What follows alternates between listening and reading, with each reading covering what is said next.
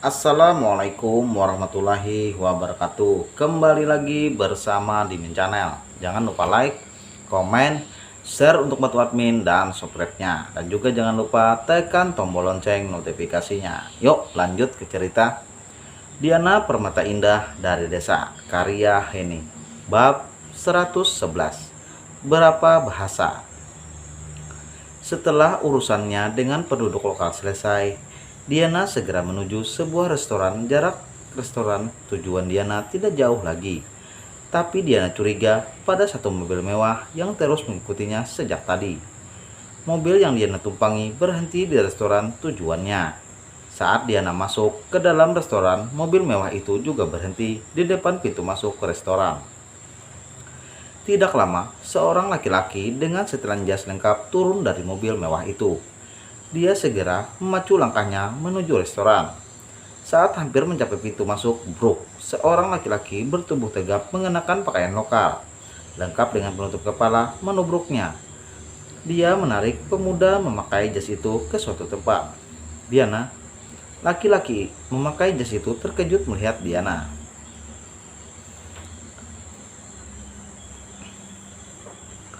Apakah dia yang Anda maksud? Nam hada syahihun. Ya, benar sekali. Madaha turid min ha'an yu'faihala. Mau diapakan dia? Pakat atruk mai. Tinggalkan saja dia bersamaku. Hunak akhturu. Ada lagi? Diana menggelengkan kepalanya. Terima kasih. Laki-laki yang memakai pakaian lokal itu segera meninggalkan Diana dengan orang yang dia seret. Laki-laki yang mengenakan jas lengkap itu menatap Diana dengan tatapan kekaguman. Kalian komunikasi dengan bahasa apa? Arab, sahut Diana begitu dingin. Luar biasa. Dia bertepuk tangan mengagumi kehebatan Diana. Kamu menguasai berapa bahasa? Diana tidak menghiraukan pujian laki-laki itu padanya. Andai aku bisa seluruh bahasa yang ada di dunia ini, bukan urusanmu. Yang aku mau, kamu berhenti mengikutiku, Tuan Freddy, kecam Diana. Aku mengikutimu hanya ingin memastikan kamu baik-baik saja, Diana. Apalagi saat ini kamu berada di negara asing. Justru aku tidak akan baik-baik saja kalau diikuti orang sepertimu. Freddy hanya menunduk. Dia memaklumi kenapa Diana semarah ini padanya. Salahnya sendiri karena dulu menghancurkan kepercayaan Diana padanya. Brak, tubuh Freddy tersentak mendengar suara bantingan pintu yang begitu keras. Saat dia menegakkan kepalanya, Diana sudah tidak ada di ruangan itu. Diana, Freddy berusaha mengejar Diana. Saat Freddy sampai di luar, dia melihat Diana berlari ke seberang jalan. Di sana terlihat beberapa mobil terlibat kecelakaan. Freddy mengamati seseorang yang Diana dekati dari kejauhan. Di sana, Diana menghampiri seorang anak kecil korban kecelakaan. Menurut perkiraannya, umur anak kecil itu berusia sekitar 7 tahun. Freddy menyusul Diana dan anak kecil itu.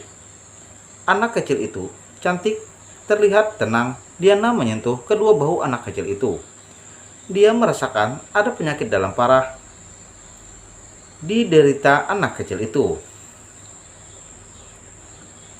Kakak cantik, tolonglah ibuku. Anak kecil itu menunjuk ke arah ibunya yang terlibat kecelakaan. Dan wanita dia tunjuk tidak sadarkan diri. Siapa namamu, cantik? Zaira. Kamu ikut kakak dulu ya.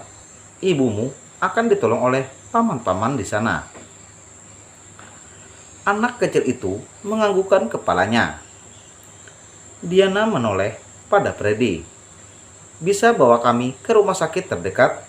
Anak ini terluka parah, ucap Diana.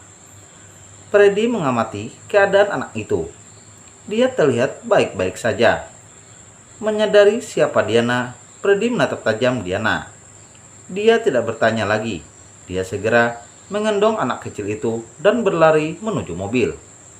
Sedang Diana meminta izin pada petugas medis yang ada di sana. Diana memperlihatkan tanda pengenalnya. Petugas medis hanya mengabadikan identitas Diana dengan kamera handphonenya untuk berjaga-jaga. Freddy meminta supirnya membalap di jalanan. Saat yang sama, ibu dari anak kecil itu juga dibawa petugas medis menuju rumah sakit yang sama dengan tujuan Diana. Sesampai di rumah sakit, Freddy masih memeluk anak kecil itu. Dia dan Diana berlari menuju OGD. Diana berbicara dengan bahasa Arab, berusaha meminta tenaga medis di sana untuk mengutamakan anak kecil yang dipeluk Freddy. Tapi tidak seorang pun yang menghiraukannya. Diana sangat putus asa. Petugas medis di sana sangat sibuk melayani pasien yang lain. Melihat anak itu tampak baik-baik saja, mereka mendahulukan pasien yang lain. Diana memberi penjelasan, tapi tidak didengar oleh para perawat di OGD. Melihat sebuah pintu khusus, di mana itu adalah tempat pelayanan VIP. Diana langsung berlari ke arah pintu itu. "Ikuti aku," ucap Diana. Freddy terus mengikuti Diana. Saat mereka hampir sampai di sebuah pintu, seorang pria berbadan besar mengenakan seragam keamanan mencegat mereka. Melihat Diana dan orang yang bersamanya terlihat seperti orang asing. Keamanan itu berbicara dengan bahasa Inggris. "Ini kawasan khusus. Ingin masuk harus memiliki kartu. Lihat anak kecil ini. Dia butuh pertolongan tenaga medis yang ada di dalam," ucap Diana. "Semua orang yang datang ke rumah sakit ini, mereka juga butuh pertolongan," sahut kepala keamanan. "Mereka yang ada di sini sangat sibuk menangani korban yang lain. Sedang anak ini tidak bisa menunggu lagi." Petugas keamanan melihat keadaan Jaira. Dia baik-baik saja. Dari luar, di dalam tidak baik-baik saja. Diana berusaha menjelaskan keadaan anak itu.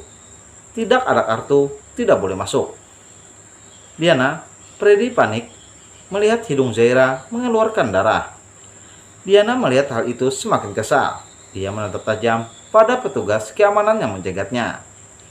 "Sepenting apa kartu dari nyawa manusia?" maki Diana. Namun petugas itu tetap mengusir Diana. Diana meraih handphonenya dan menelepon seseorang. "Ada apa, Diana?" "Prof, ada anak kecil korban kecelakaan terluka parah. Aku bawa ke rumah sakit terdekat. Tapi aku tidak bisa masuk karena dicegat petugas keamanan." "Korban kecelakaan yang kamu maksud butuh pertolongan tim?" "Iya, Prof." Diana terus didesak untuk meninggalkan pintu VIP. Dia sangat geram dan menantang petugas keamanan yang berpostur lebih besar darinya. Prioritas OGD adalah menyelamatkan orang. Buat apa rumah sakit berdiri jika kalian utamakan mereka yang mempunyai kartu uang dan uang? Maki Diana. Semua orang yang ada di lantai itu bungkam. "Diana, ada apa?" Tiba-tiba Nijam dan beberapa orang dokter menghampiri Diana. "Nijam, tolong kamu bayar untuk pengobatan ibu dan anak ini." Nijam tidak menjawab perkataan Diana. Nijam langsung mengurus pembayaran anak dan ibu korban kecelakaan.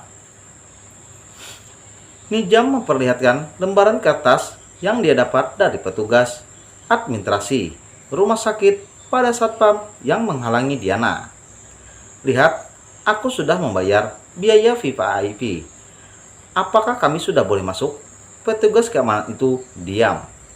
"Kalian semua, tolong periksa ibunya," perintah Diana pada petugas medis yang bekerja di OGD. Diana meminta Freddy mengikuti mereka ke lantai khusus. Setelah Diana menghilang di lab bersama Nijam dan Freddy, ibu Zaira sadar. Dia histeris mencari anaknya. Petugas keamanan sangat ingat kalau wanita ini adalah ibu dari anak kecil yang hidungnya berdarah. "Bisa lihat foto anak ibu?" tanya petugas keamanan. Wanita itu segera memperlihatkan foto anaknya yang dia simpan pada liontinnya. Anak ibu dibawa orang asing menuju lantai atas. Mereka ingin mengoperasi anak ibu. Ibu tersebut panik. "Anakku tidak apa-apa." Mau mereka apakan anakku? Tanpa bicara lagi, petugas keamanan mengajak Ibu Jaira menuju lantai atas. Bersambung. Oke? Jangan lupa like, komen, share untuk bantu admin, dan subscribe-nya. Dan juga jangan lupa tekan tombol lonceng notifikasinya. Terima kasih yang sudah subscribe, yang belum di-subscribe ya. Biar admin lebih semangat lagi mengupload videonya. Terima kasih. Assalamualaikum warahmatullahi wabarakatuh. Wassalam.